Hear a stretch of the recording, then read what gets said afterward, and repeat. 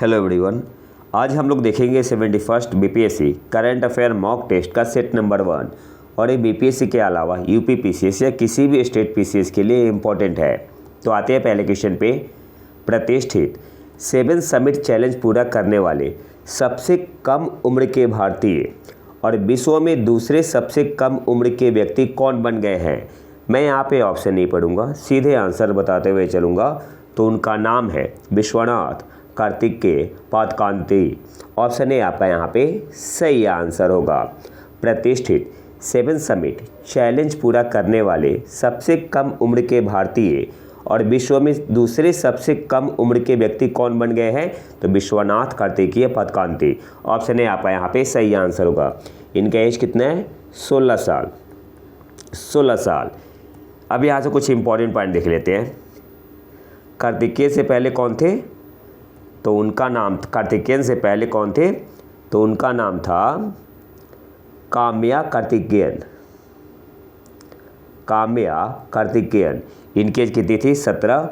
और जो विश्वनाथ कार्तिकेयन है, विश्वनाथ कार्तिकेय पादकांती, इनकी उम्र कितनी है? 16 साल।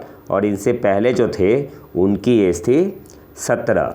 नाम क्या है? काम्या कार्तिकेयन। और अगर विश्व की बात की जाए तो सबसे कम एज में किसने पूरा किया है 7 समिट?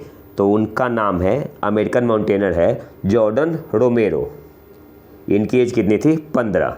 तो ये सारे इंपॉर्टेंट पॉइंट है। और 7 समिट में एशिया से आपका माउंट एवरेस्ट आता है, साउथ अमेरिका से एकानगुआ, नॉर्थ अमेरिका से डेनाली, अफ्रीका से किलिमंजारो, यूरोप में आपका माउंट एल्ब्रस, अंटार्कटिका में माउंट विल्सन और ऑस्ट्रेलिया से आपका है माउंट कोस्कीयूजको।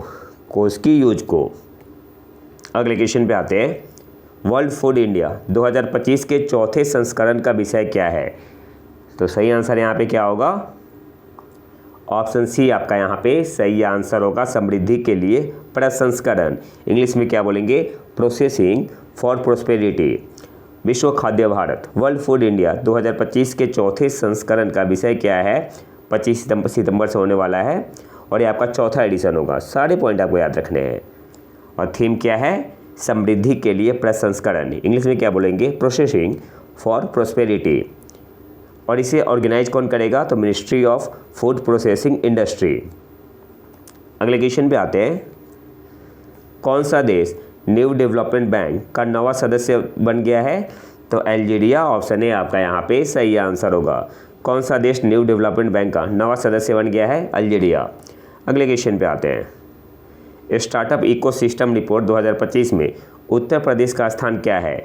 तो उत्तर प्रदेश आपका भारत में तीसरे स्थान पे है। और भारत ओवरऑल वैश्विक, अगर ग्लोबल लेवल पर बात की जाए, तो ग्लोबल लेवल देश की बात की जाए तो भारत भी तीसरे स्थान पे है। और स्टार्टअप इकोसिस्टम रिपोर्ट 2025 में उत्तर प्रदेश का स्थान कौन सा है? तीसरा है। टॉप पे कौन है? तो टॉप पे महाराष्ट्र है। महाराष्ट्र आपका पहले स्थान पे है, कर्नाटक दूसरे पे और तीसरे स्थान पे उत्तर प्रदेश। अगले क्वेश्चन पे आते हैं। भारतीय चाय बोर्ड के अनुसार भारत 2024 में किस देश को पीछे छोड़कर दुनिया का दूसरा सबसे बड़ा चाय निर्यातक बन जाएगा? तो श्रीलंका। ऑप्शन सी आपका यहाँ पे सही आंसर होगा। और टॉप पे कौन है? टॉप पे आपका केन्या है। अगले क्वेश्चन पे आते हैं। वर्ल्ड टैलेंट रैंकिंग, विश्व प्रतिभा रैंकिंग 2024 में भारत का स्थान क्या है? तो सही आंसर यहाँ पे क्या होगा? ऑप्शन डी आपका यहाँ पे सही आंसर होगा। 58। विश्व प्रतिभा रैंकिंग 2024 में भारत का स्थान क्या है? 58। इसके अलावा भारत का स्कोर क्या रहा था? तो भारत का स्कोर रहा था इसमें 40.47। स्कोर भी आपको याद रखना है। और पिछले साल भारत की रैंक थी 56, 2 स्टेप और डाउन हो चुका है भारत। भारत की रैंक है 2024 में कितनी? 58। टॉप पे कौन है? 2022 में रैंक थी 52 और 24 का जो रिपोर्ट आया हुआ है विश्व प्रतिभा रैंकिंग 2024 में भारत का स्थान है 58। टॉप पे कौन है? स्विट्जरलैंड है, 100 स्कोर है। इसके बाद है सिंगापुर दूसरे स्थान पे, तीसरे पे लग्जमबर्ग, चौथे पे स्वीडन और पाँचवें पे डेनमार्क। अगले क्वेश्चन पे आते हैं।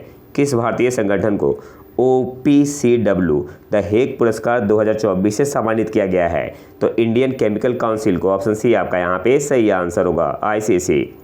किस भारतीय संगठन को OPCW द हेग पुरस्कार 2024 से सम्मानित किया गया है? इंडियन केमिकल काउंसिल को। OPCW का मतलब क्या हुआ? Organisation for the prohibition of chemical weapons. और किसे दिया गया है आपका ये? किस भारतीय संगठन को 2024 में? तो इंडियन केमिकल काउंसिल को। और ये पहली बार है, this is the first time that the award recognise the effort of a chemical industry body. अगले क्वेश्चन पे आते हैं। किस मंत्रालय ने छात्रों को वैज्ञानिक अनुसंधान में शामिल करने के लिए एक दिन वैज्ञानिक के रूप में पहल शुरू की है? One day as a scientist. तो किस मिनिस्ट्री ने शुरू की है? Ministry of AYUSH. Ministry of AYUSH, AYUSH मंत्रालय। ऑप्शन बी आपका यहाँ पे सही आंसर होगा। अगले क्वेश्चन पे आते हैं।